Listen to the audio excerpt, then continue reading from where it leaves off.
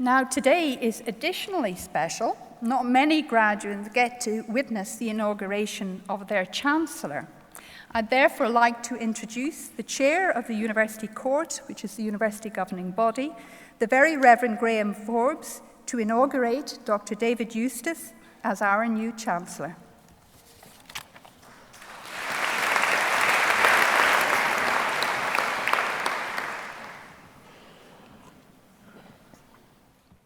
Ladies and gentlemen, it's my honour and privilege to install our new Chancellor. The process of identifying a worthy successor to Tim Waterson, who served the university with such distinction, was remitted to a small group which I convened. And with me were the Vice Chair of Court, the Principal representing the university staff, and the President of Napier Students' Association representing the students.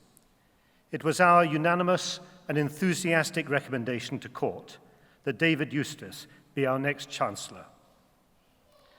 Our different pathways to this place reflect the many stories of our young university. Those of you graduating today can reflect on how you reached this important milestone. I'm here out of gratitude because this university offered my dad a long overdue option of a second chance to study. Like many in his generation, he left school with his hires in 1939 and went straight into the Royal Navy to fight a war. He eventually got to university, this university, aged 62, studying music. And our new Chancellor's journey here, also via the Royal Navy and via one of Her Majesty's penal establishments, as a prison officer rather than an inmate, I hasten to add, led to his graduation in 1991 with a degree in photography. David, I know you would be the first to acknowledge that all you have achieved, both then and since, would have been impossible without the unending support of your wife, Deirdre. David Eustace's meteoric rise to photographic stardom has been well documented. His first commission was with GQ magazine, and titles such as The Tatler, Vogue, Sunday Times magazine have all featured his work. He became the portrait photographer of choice for many of the good of the great at home and overseas. Sophia Loren, Tracy Emin, Paul McCartney, Ewan McGregor, Dame Judi Dench, to name but some. Exhibitions and commissions continue, particularly in Britain and in the United States. And your distinction was honoured by us when we awarded you an honorary degree of Doctor of Arts. And David has never forgotten his roots here at Edinburgh Napier. In partnership with the Scottish Government and ourselves, you staged the exhibition Highland Heart in Manhattan, 2013. And the exhibition was opened by Scotland's First Minister at the time, Alex Salmond. But David's journey has been deliciously different. Apparently, in London in the 1990s, an artistic director described him as a cross between Billy Connolly and an Australian backpacker.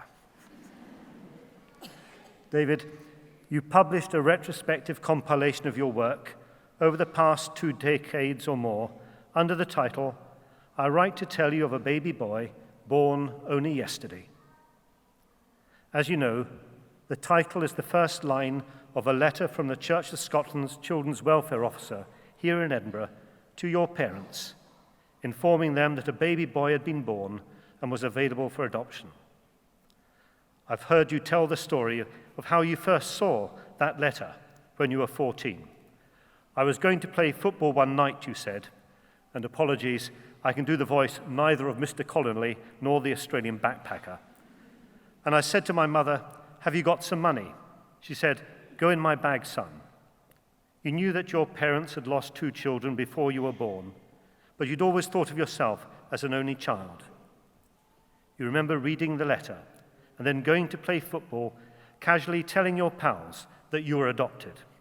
One pal allegedly replied, so you're adopted, you're still in goals. And about 20 years ago, you found your birth mother, Rita, who very quickly became part of your life with your stepfather, Mike, and we're delighted your family is present today to share this wonderful occasion. I do not know if we need a new goalie. I do know that Edinburgh Napier University now wishes to adopt you as our Chancellor and to play an important role in the wider Napier family.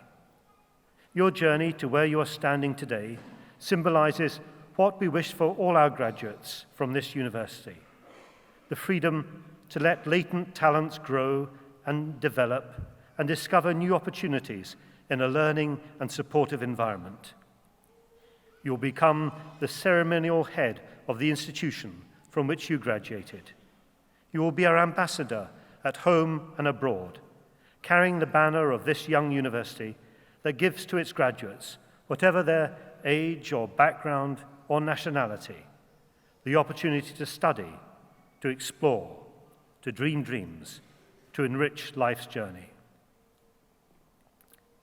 This University Court resolved that David Eustace be appointed Chancellor of Edinburgh Napier University. As chair of that court, I invite all present to welcome our new Chancellor.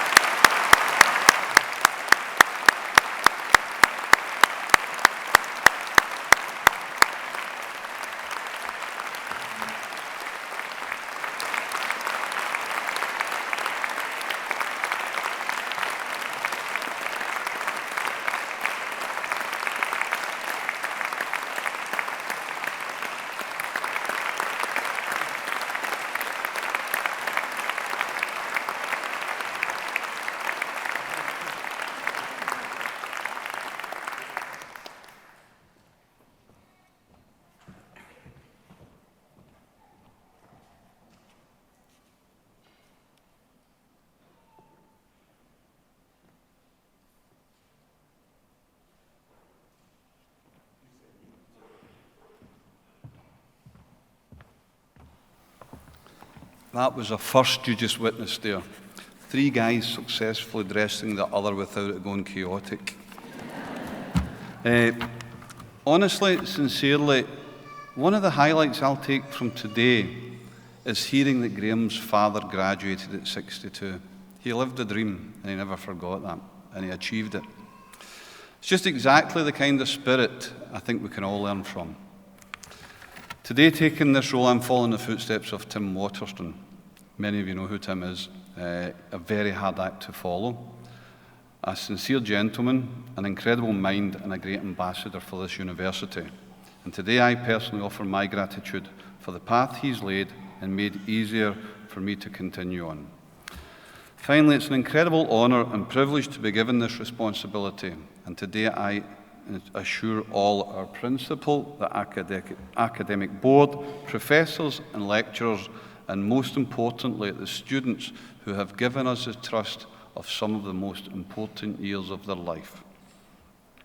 I will serve this university with commitment, honesty, hope, and hard work. Thank you.